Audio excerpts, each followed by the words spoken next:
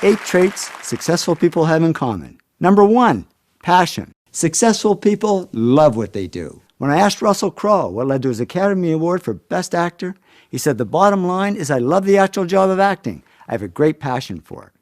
Successful people in all fields love what they do, whether it's astrophysicist Jamie Matthews, author J.K. Rowling, or athlete Michael Phelps. And not just big names.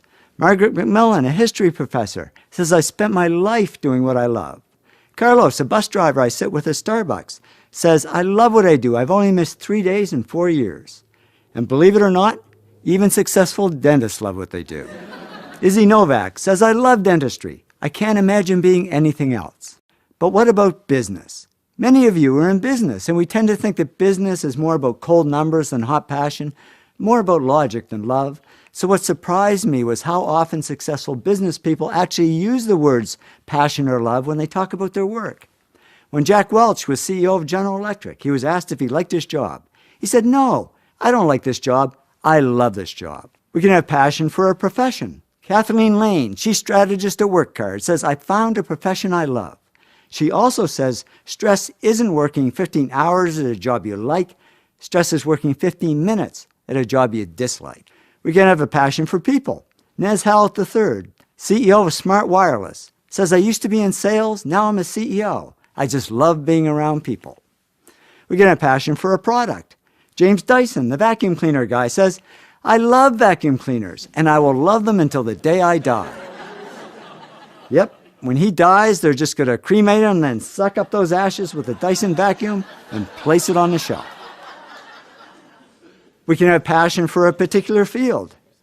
Anita Roddick, the great founder of The Body Shop, once said, "I love retailing. I love buying and selling and making connections." She also said, "I don't like systems, financial sheets, or plans."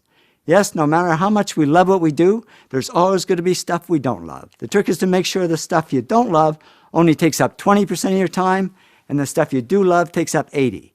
If it's the other way around, we're in the wrong job. Passion is sometimes mistaken for ambition. People call Donald Trump ambitious, but he says, "I'm not ambitious. I just love what I do." And if you love what you do a lot of stuff. And then people say, "Oh, you're ambitious."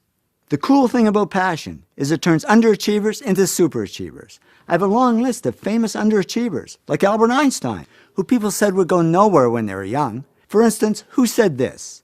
Besides me. I was sitting in my room being a depressed guy, trying to figure out what I was doing with my life. Turns out it was Bill Gates. Bill was such an underachiever, his parents actually sent him to counseling.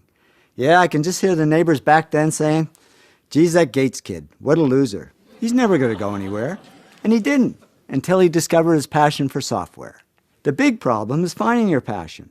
Sure, there's the kid that knows they want to be an accountant or an architect or an astronaut from the time they're 10, but I found a much bigger group of successful people who, when they were young and even when they were older, didn't have a clue what their passion was, and it took them a long time to find it, or to fall into it.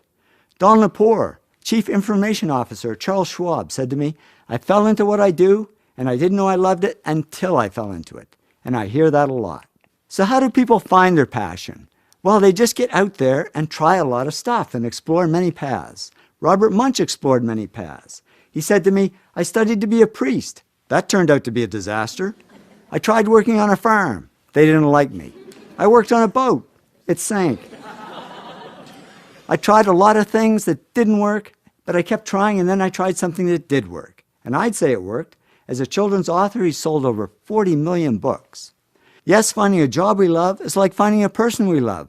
Sometimes we just got to go on a lot of really bad dates before we find the right one. Now, I read a survey of 18 to 25-year-olds, and 81% said their first or second life goal was to get rich. And I thought, boy, they've got it all wrong, because I've interviewed many millionaires and billionaires, and guess how many of them said their life goal was to get rich? 0. They didn't do it for money, they did it for love. They went for the zing, not the ka-ching ka-ching. When Bill Gates and Paul Allen started Microsoft, they didn't do it for the money. Bill says, "Paul and I never thought we'd make much money. We just loved writing software." And with that attitude, he became the richest man in the world. J.K. Rowling didn't write Harry Potter books for the money.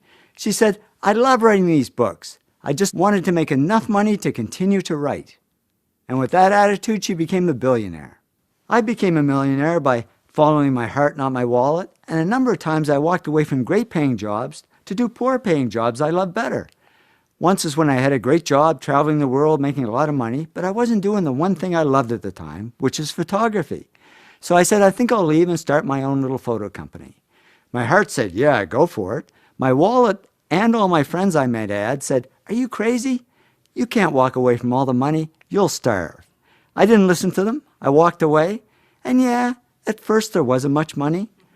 But it didn't matter because I was having fun doing what I loved. And eventually the money came. And much more than if I'd stayed in my old job. So I learned it's true what they say. If you do what you love, the money comes anyway. So I'd say if you really want to get rich, put money at the bottom of your goals list and passion at the top. And why does it work that way? Because if you love what you do, you'll automatically do the other 7 things that lead to success and wealth. You will work hard. You will push yourself. You will persist. And what if you're in a job you don't love? Well, just follow your passion on the side. Remember, Albert Einstein was a patent clerk. That was his job, but his passion was physics. And he wrote 4 of his most important papers in his spare time as a hobby and became one of the world's greatest scientists. So it's amazing what you can do if you love what you do.